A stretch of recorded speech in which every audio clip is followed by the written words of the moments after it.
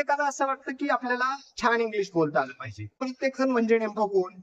तर तो माझा शालेय विद्यार्थी मित्र असेल, त्याचबरोबर वेगवेगळ्या स्पर्धा परीक्षा करणारा स्टुडंट असेल, किंवा प्रोफेशनल डिग्री घेऊन नोकरीच्या शोधात असणारा तो कॅन्डिडेट असेल, किंवा त्याचबरोबर माझा वर्किंग प्रोफेशनल बांधव असेल. या सर्वांना आपल्याला जे नॉलेज आहे, आपण जे आपल्या शालेय जीवनामध्ये किंवा इंग्रजी विषयाबद्दल आपण जे काही शिकलो, ते शिकलेलं नॉलेज, ते ज्ञान इम्प्लिमेंट करून खूप लवकरात लवकर छान पद्धतीने इंग्लिश बोलता येऊ शकतं. त्याच गोष्टीचं संशोधन केल्यानंतर मी तुमच्यासाठी हा क्रिस्प आणि व्हेरी इंटरेस्टिंग कोर्स तुमच्यासाठी घेऊन येत आहे. तर बघूयात काय गोष्टी शिकल्या पाहिजे, आणि त्या अगदी स्क्रॅच पासून म्हणजे सुरुवातीपासून आपण आपल्या या कोर्स मध्ये शिकणार आहोत. Now let's look at this learning English as a language. मग आपण आतापर्यंत काय शिकतोय, तर अभ्यासक्रमातला एक पेपर म्हणून आपण इंग्लिशकडे बघितले. परंतु भाषा म्हणून इंग्लिशकडे बघत असताना काय शिकलं पाहिजे? Here you can C skills you must know. काय स्किल आपल्याला माहिती पाहिजे. आता हा कुठलाही विद्यार्थी असू दे, शालेय विद्यार्थी असू दे किंवा वर्किंग प्रोफेशनल्स असू देत किंवा एनिवन एल्स, आणि त्या प्रत्येकासाठी स्किल कुठले आवश्यक आहे, तर त्याच्यामध्ये पहिलं स्किल आहे ऐकण्याचं, listening skill, very important. Then next skill we have writing skill, लिहिण्याचं. Then next skill we have reading skill, वाचण्याचं. त्याच्यानंतर आहे स्पीकिंग, अतिशय महत्वाचं. Everyone fascinated about it. प्रत्येक जण गरजेचे स्पोकन इंग्लिश किंवा इंग्लिश बोलण्याचं कम्युनिकेशन सुधारण्याच्या. सो हाऊ वी कॅन, आता हे कसं डेव्हलप करायचं, तर सगळ्यात महत्वाचं आता हे सगळे स्किल लर्न करण्यासाठी आपल्याला प्रायमरी लागतात ते म्हणजे इंग्रजी भाषेतले साऊंड्स, अल्फाबेट्स किंवा लेटर्स. तुम्ही या ठिकाणी बघू शकता ए टू ही 26 अल्फाबेट्स दोन वेगवेगळ्या पार्ट मध्ये डिवाइड केलेली आहे. या ठिकाणी तुम्ही बघू शकता ब्लॅक लेटर मध्ये कॅपिटल लेटर्स आहेत आणि रेड कलर मध्ये तुमचे स्मॉल लेटर्स आहेत. या स्मॉल लेटर्सला सेकंड लिपी म्हणतात आणि कॅपिटल लेटर्सला फर्स्ट लिपी म्हणतात. आणि या दोन्ही फॉर्मॅटला इंग्रजीमध्ये प्रिंटेड फॉर्मॅट म्हणून किंवा प्रिंटेड फॉर्म म्हणून ओळखलं जातं. ते अंडरस्टँड करून घेणं गरजेचं आहे. आता आणखी एक महत्वाची गोष्ट याच्याशी रिलेटेड, ती म्हणजे या पूर्ण लिपीला दोन पार्ट मध्ये डिवाइड केलेले. त्याच्यातला पहिला पार्ट आहे तो आहे vowels. So first of all try to understand what do mean by vowels. Vowels हे 5 आहेत, ए ई आय ओ ही 5 वर्ण वॉवेल्स आहेत आणि 21 लेटर्स आहेत जे साऊंड्स आहेत ते आहेत कॉन्सोनंट्स. आता what is the difference between vowels and consonants, तर या दोघांमध्ये एक फरक आहे, तो म्हणजे ही जी वर्ण आहे ही स्वतंत्र उच्चाराची वर्ण आहे आणि राहिलेले जे 21 कॉन्सोनंट्स आहेत हे काय करतात, डिपेंड करतात कशावरती, दुसऱ्या अक्षरावरती डिपेंड करतात. So let's look at this B plus E that is B, अशा पद्धतीचा आपला साऊंड प्रोड्यूस होतो. आणि इकडे मात्र प्रत्येक अक्षरांचा आवाज हा स्वतंत्रपणे प्रोड्यूस होतो. म्हणून आपल्याला ऐकण्याच्या स्किलच्या दृष्टिकोनातून जर बघितलं तर भाषेतले साऊंड्स अँड सिम्बल्स त्यांचं आपण प्रोनाउन्सिएशन करतो ते ऐकणं गरजेचं होतं, आणि ते ऐकल्यामुळे आपण प्रॉपर इंटरप्रेट करू शकतो आणि अनुमान प्रॉपर लावू शकतो. दुसरी गोष्ट म्हणजे याच लिपीशी रिलेटेड ती आहे cursive form.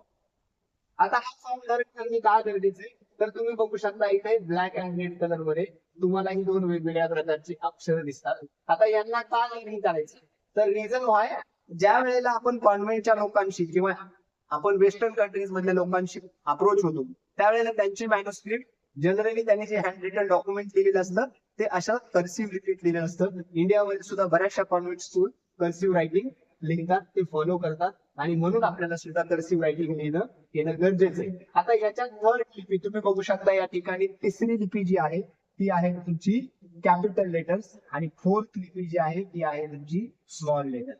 Same like printed form, इथे सुद्धा कर्सिव्ह मध्ये कॅपिटल आणि स्मॉल आहे तिसरी आणि चौथी लिपी. So that is all about all the sounds and symbols. Now let's look at this writing. आता आपण लिहिण्याचं शिकायचंय. शालेय विद्यार्थ्याचं हँड रायटिंग चांगलं असावा हा त्याच्यासाठी एक ऍडेड ऍडव्हान्टेज असतो, आणि म्हणून कॅलिग्राफी सुंदर स्वाच्य हस्ताक्षरासाठी काय केलं पाहिजे, तर इथे तुमच्यासाठी एकच फॉर्म्युला आहे आणि तो 3 ट्रिकचा फॉर्म्युला आहे. त्याच्यातला पहिला ट्रिक जी आहे ती आहे ऑन दी लाईन लेटर्स. अशी काही अक्षरे जी लाईन वरती असावी. या इमेज मध्ये बघू शकता 14 अक्षरं आहेत इंग्रजीमध्ये, ती तुम्हाला अशी तुमची वहीची जी लाईन आहे त्या लाईन वरती अशा पद्धतीने मांडायची, आणि अशी जर मांडणी केली तर तुमचं हँड रायटिंग नक्कीच ब्रिलियंट येणार आहे, अगदी 2 मिनिटातच. त्यानंतर पुढची ट्रिक आहे, ते ट्रिक तुम्ही बघू शकता या ठिकाणी सेकंड ट्रिक. अशी काही अक्षर आहेत, आता ती लेटर्स 6 अक्षरे, ज्या अक्षरांचा स्ट्रोक तुम्हाला तुमच्या लाईनच्या नोटबुकच्या लाईनच्या वरती द्यायचा आहे. इकडे तुम्ही बघू शकता या पद्धतीने. अशा पद्धतीने तुम्हाला ते स्ट्रोक फॉलो करायचे आणि असं फॉलो केल्यानंतर तुमचं हँडरायटिंग नक्कीच बेस्ट येईल. तिसरी ट्रिक तुम्हाला या ठिकाणी पाहिजे.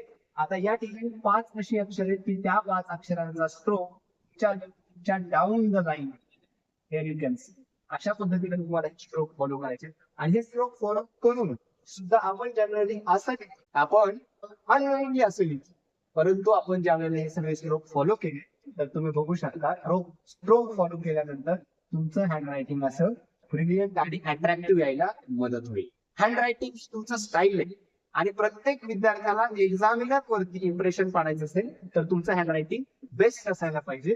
That is all about writing. आता रायटिंग म्हणजे काय, तर रायटिंग मध्ये अनेक आस्पेक्ट्स आहेत. मी फक्त इंग्रजीची अक्षरं कशा पद्धतीने लिहावी आणि शब्द कसे लिहावेत हे सांगितलंय. पुढच्या सेशन मध्ये आपण रायटिंग स्किल बद्दल बोलणार आहोत. त्याच्यानंतर पुढचा पार्ट आहे तो म्हणजे टंग ट्विस्टर्स. याच्यावरती आपण ऑलरेडी एक सेशन घेतलेलं आहे. हे टंग ट्विस्टर्स काय करत असतात, तुमचे उच्चार स्पष्ट येण्यासाठी मदत करतात. त्यासाठी ते लेक्चर तुम्ही पाहू शकता. त्याच्यानंतर तुम्हाला सांगितलं होतं की 5 व्हॉवेल्स हे अराउंड 20 वेगवेगळे साऊंड प्रोड्यूस करतात आणि हे 20 साऊंड कोणते तर तुमच्या समोर येथे स्क्रीनवरती आहे. या साऊंडची प्रॅक्टिस करायची. For example then for example A gay.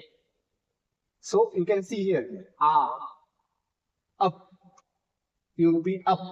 Then dirgha father, that is you can say आणि इकडे तुम्ही बघू शकता कॅमेरा, त्याच्यातला शॉर्ट आहे आणि हे याची प्रॅक्टिस केल्यामुळे तुमची प्रोनाउन्सिएशन आणि उच्चारण प्रॉपर येणार आहे आणि स्पेलिंग फॉर्मेशन्स मध्ये याची मदत होणार आहे. So remember that this is very important. काय करतात, 5 जे स्वर आहेत, 5 जे व्होवेल्स आहेत ते 20 वेगवेगळ्या प्रकारचे साऊंड क्रिएट करतात. हे आपण या ठिकाणी बघितलं. त्यानंतर पुढे आपण बघूया हे वेगवेगळे साऊंड. नंतर 21 कॉन्सोनंट जी आपण बघितलेली आहेत ती 21 कॉन्सोनंट्स अराउंड 24 डिफरंट साऊंड तयार करतात. आता हे साऊंड काय, प ब ड ड क अशा पद्धतीनं ग, त्याच्यानंतर व पर्यंत हे सगळे 24 साऊंड आहेत. जे 24 साऊंडची प्रॅक्टिस केल्यामुळं आपल्याला स्पेलिंग फॉर्मेशन प्रॉपर यायला मदत होते. What we have learn from this session. आता या सेशन मध्ये आपण काय लर्न केलं, तर या सेशन मध्ये आपण 4 सी लर्न केले जे आपण बघतो, लिसनिंग, रिडिंग, रायटिंग आणि स्पीकिंग. त्याच्यानंतर प्रिंटेड आणि कर्सिव्ह फॉर्म बघितले. त्याच्यानंतर वॉवेल्स आणि कॉन्सोनंट्स बघितले. त्याच्यानंतर टंग ट्विस्टर बघितलं आणि कॅलिग्राफी म्हणजे सुंदर हस्ताक्षर कसं आहे याच्याबद्दलची आपण प्रॅक्टिस केली, सुंदर हस्ताक्षराबद्दलची. So that's it for this session.